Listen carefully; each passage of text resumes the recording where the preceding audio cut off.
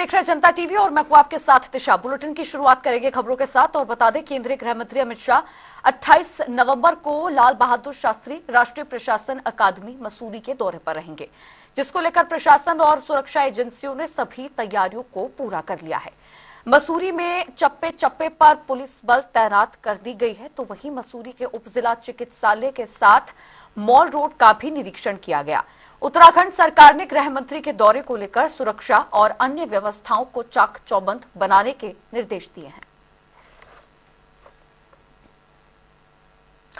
और वहीं देहरादून के राजभवन में संविधान दिवस मनाया गया। संविधान दिवस के मौके पर राज्यपाल जनरल गुरमीत सिंह ने शिरकत की। साथ ही संविधान दिवस की 75वीं वर्षगांठ के अवसर पर सभी अधिकारियों और कर्मचारियों को शपथ दिलाई। राज्यपाल ने कहा, संविधान में निहित मौलिक कर्तव्यों का पालन करना हर नागरिक का दायित्व है। आज भारत के संविधान दिवस की 75वीं वर्षगांठ के अवसर पर मैं सभी देशवासियों को हार्दिक शुभकामनाएं देता हूं। हमारा संविधान भारत की विविधता, एकता और लोकतांत्रिक मूल्यों का प्रतीक है। यह हमें समानता, स्वतंत्रता और न्याय के सिद्धांतों पर चलने की प्रेरणा देता है। आइए इस संविधान दिवस पर हम सभी एकजुट होकर यह संकल्प लें कि हम अपने संवैधानिक कर्तव्यों का पालन करते हुए भारत को और अधिक सशक्त और समृद्ध बनाएंगे। जय हिंद। और वहीं आपको बता दें, हल्द्वानी में जिला प्रशासन ने सड़क और चौराहे चौड़ीकरण को लेकर कार्रवाई शुरू कर दी है। उप जिलाधिकारी समेत राष्ट्रीय राजमार्ग और लोक निर्माण विभाग के कर्मचारियों ने अतिक्रमण पर कार्रवाई शुरू करते हुए लोगों से अतिक्रमण तोड़ने की अपील की है। हरिमन चौराहे से गोला पार्क होते हुए रोड है, वो NHAI के पास है और NHAI का और PWD का दोनों के एक बैठक की गई थी और ROW इसमें 12 मीटर इनका अभिलेखों के अनुसार निकला है और इसी 12 मीटर पर चिन्हीकरण किया जा रहा है और जितने भी यहाँ पे अवैध रूप से काबिज हैं इस भूमि पे, उनको आगाह भी किया जा रहा है कि शीघ्र इसको खाली कर दें। देखिए, आज इसमें चिन्हीकरण भी किया गया है और साथ ही लोगों से अपील भी की जा रही है कि क्योंकि ये मुख्य मार्ग है और हमारा नेशनल हाईवे भी है, तो इसको स्वयं खाली करते हैं। यदि ये स्वयं खाली नहीं करेंगे तो इसमें एक निश्चित समयावधि देने के उपरांत बलपूर्वक इनको खाली करवा दिया जाएगा। और उत्तराखंड में लगातार बढ़ रहे प्रदूषण को लेकर अब परिवहन विभाग भी सख्त होता हुआ नजर आ रहा है।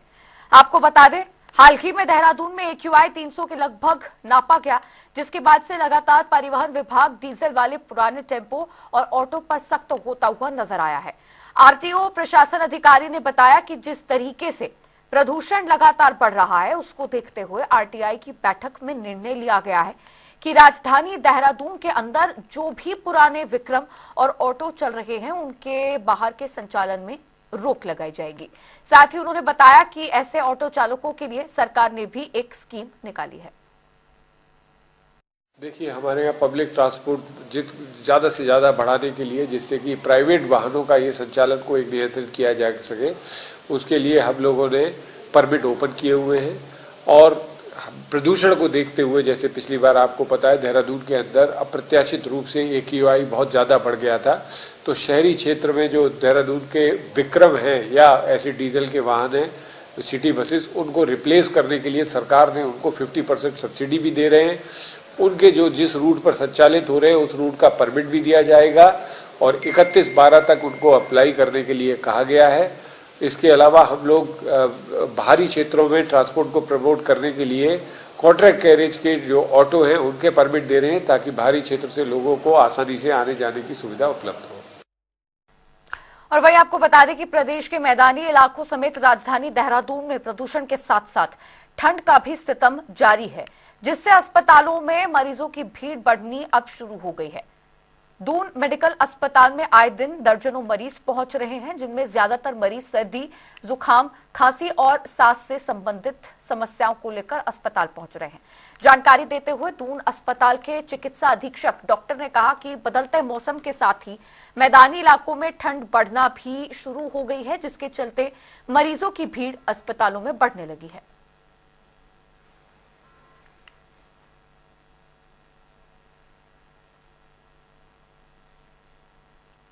पिछले दिनों तो हमारे पास काफ़ी संख्या में मरीज इस तरह के आ रहे थे जिनमें हल्का बुखार, गला खराब होना, जुकाम होना या एक बदन दर्द की शिकायत, क्योंकि पॉल्यूशन बहुत ज़्यादा था और दूसरा ठंड धीरे धीरे आप देख रहे हैं तो बढ़ती जा रही है।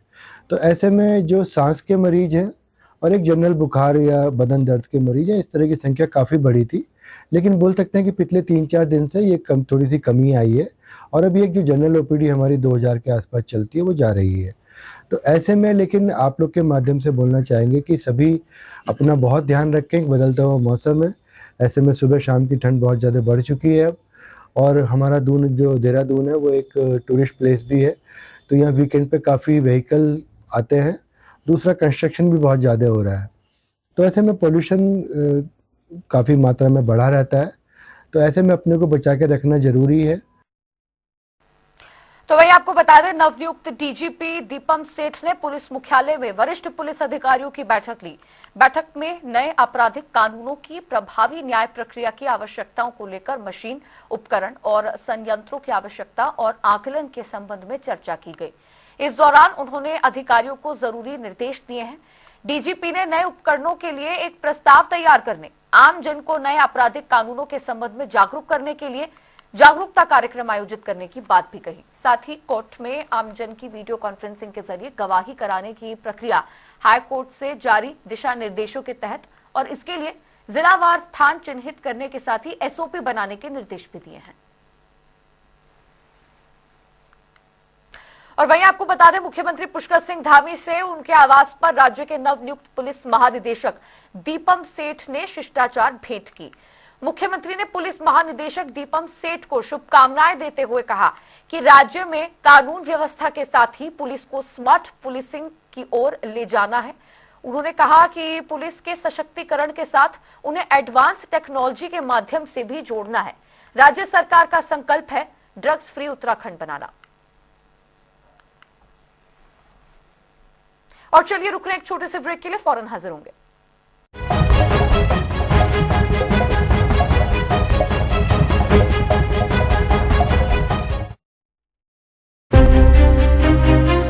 Anti narcotics task force highly professional बंदे हायर कीते ने, चाहे वो लॉ अफसर होण, चाहे वो फोरेंसिक दे होण, चाहे होर जांच दे अधिकारी होण, ते अपनी होणगे इन्हां दे।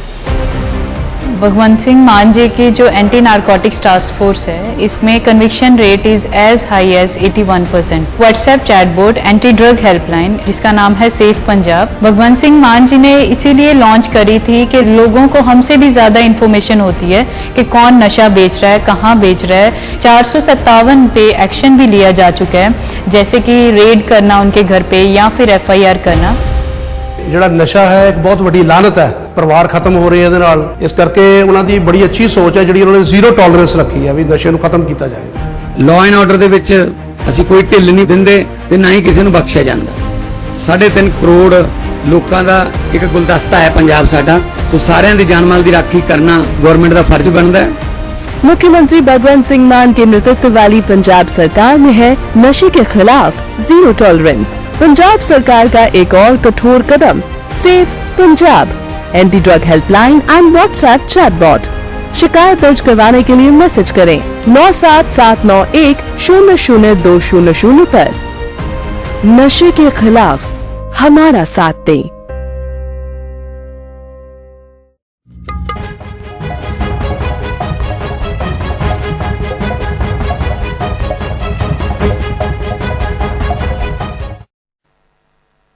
और ब्रेक के बाद एक बार फिर से आप सभी का स्वागत है। चलिए खबरों में आगे बढ़ेंगे। बता दें, देहरादून में राज्य आंदोलनकारियों को सरकारी सेवा में 10% क्षैतिज आरक्षण देने का वादा सरकार ने पूरा कर दिया है, जिसको लेकर शासन ने इसकी अधिसूचना भी जारी की है। इसके बाद से अब राज्य आंदोलनकारी और उनके आश्रित अपने जिले के जिलाधिकारी के माध्यम से इसका प्रमाण पत्र प्राप्त कर सकते हैं। तो वहीं बीजेपी प्रवक्ता विपिन कैंथोला ने भी इस पर कहा है कि राज्य आंदोलनकारियों की मांगों के प्रति सरकार हमेशा से ही गंभीर रही है और उनकी क्षैतिज आरक्षण की मांग को भी सरकार ने पूरा किया है। साथ ही उन्होंने कहा कि ये राज्य देश का सिरमौर बन सके, इसके लिए हमारी सरकार लगातार प्रयासरत है। देखिए, ये उत्तराखंड राज्य जो है बड़े संघर्षों के बाद हम सबको मिला है और जिन जिन लोगों ने, जिन परिवारों ने, जिन व्यक्तियों ने उस संघर्ष में अपना महत्वपूर्ण योगदान दिया, उनको चिन्हित करने का काम हमेशा भारतीय जनता पार्टी की सरकार ने किया है। चाहे वो 2007 में जनरल खंडूरी की सरकार हो, उस समय उत्तराखंड आंदोलनकारी परिषद बनाना हो, या इस समय धामी जी के द्वारा जिस प्रकार से जो आंदोलनकारी हैं उनके पेंशन को उनके आश्रितों को देना हो, इन सब चीज़ों पर बखूबी हमारी सरकारों ने काम किया। इन सब लोगों को चिन्हित किया गया। निश्चित रूप से जो क्षैतिज आरक्षण की बात भी जो हमारी सरकार ने की है, उस पर भी सरकार ने महत्वपूर्ण कदम धामी जी ने लिए थे। और आने वाले समय में हम उत्तराखंड आंदोलनकारियों के सपनों का ये उत्तराखंड बन सके, ये पहाड़ी राज्य देश का सिरमौर बन सके, इस ओर हमारी सरकार काम कर रही है। और वहीं आपको बताते चले कि मसूरी में क्लीन टॉयलेट अभियान 2024 के तहत मसूरी नगर पालिका परिषद की ओर से मसूरी क्षेत्र के अंतर्गत आने वाले सभी शौचालयों के दुरुस्त करने का कार्य शुरू कर दिया गया है, जिसको लेकर अधिशासी अधिकारी और स्वास्थ्य अधिकारी ने मसूरी के सभी शौचालयों का निरीक्षण किया है। तो वहीं शौचालय संचालकों को उनके अधीन आने वाले शौचालयों को दुरुस्त करने के निर्देश भी दिए गए हैं। शौचालय अभियान 2024 के तहत हम सभी शौचालय में ये देख रहे हैं कि वो प्रॉपर रूप से काम कर रहे हैं या नहीं कर रहे हैं, उनमें क्या कमियां हैं और उनको दूर करने के लिए हम जो जरूरी कदम है वो उठाने का प्रयास कर रहे हैं, जिसके तहत हम मतलब शौचालय में जिसको हमने कॉन्ट्रैक्ट पे दिया है उससे भी बातचीत करके सफाई के लिए प्रॉपर व्यवस्था की जाए, इस संबंध में हम थोड़ा निरीक्षण शौचालयों का कर रहे हैं। और ये माना जा रहा है कि अब सख्त कदम भी उठाए जाएंगे अगर कार्रवाई नहीं, अगर शौचालय प्रॉपर मेंटेन नहीं होते हैं। जी बिल्कुल, स्वच्छ भारत जो गाइडलाइन है उसके तहत अगर शौचालयों का संचालन नहीं होगा तो उसके खिलाफ दंडात्मक कार्रवाई भी हम करने की कोशिश करेंगे। हल्द्वानी में नगर निगम ने सार्वजनिक उपयोग के लिए शहर में नजूल भूमि पर कब्जे को लेकर होर्डिंग बोर्ड लगाना शुरू कर दिया है, जिसके चलते मुख्य नगर आयुक्त के निर्देश पर नगर निगम की टीम ने जज कोर्ट के पास सरकारी भूमि पर कब्जा लेते हुए उसमें नगर निगम के स्वामित्व के होर्डिंग बोर्ड लगाए हैं। तो वहीं जिसको लेकर मुख्य नगर आयुक्त विशाल मिश्रा ने बताया है कि शहर में सार्वजनिक स्थलों, पार्कों और सरकारी उपक्रमों के लिए काफी भूमि की आवश्यकता है, इसीलिए नगर निगम ने ऐसी भूमि चिन्हित की है। देखिए, सार्वजनिक उपयोग के लिए जमीनों की आवश्यकता है, जैसे कूड़ा घर बनाना, ट्रांसफर स्टेशन बनाना, MRF सेंटर बनाना, इसके अतिरिक्त आंगनवाड़ी केंद्र बनाना, पार्किंग बनाना। इसके लिए जमीनों का विश्लेषण किया गया नगर निगम हल्द्वानी काठगोदाम क्षेत्र अंतर्गत जो भी जमीनें थी, और जो भी जमीनें भी सरकारी जमीनें हैं जिन पर किसी व्यक्ति द्वारा किसी भी तरीके का कोई आवेदन नहीं किया गया है, उसकी एक लिस्ट बना करके जमीनों को व्यापक जनहित में आम जनमानस के उपयोग के लिए बनाए जाने वाले स्ट्रक्चर के लिए इन जमीनों को नगर निगम अपने आधिपत्य में ले रहा है। अभी तक 2 जमीनों पर इस तरीके की कार्रवाई की गई है और बाद में यदि किसी का कोई पक्ष उसमें आता है तो उसको पक्ष को भी सुना जा रहा है। और इस खबर के साथ बुलेटिन में फिलहाल के लिए इतना ही। रुक रहे एक छोटे से ब्रेक के लिए।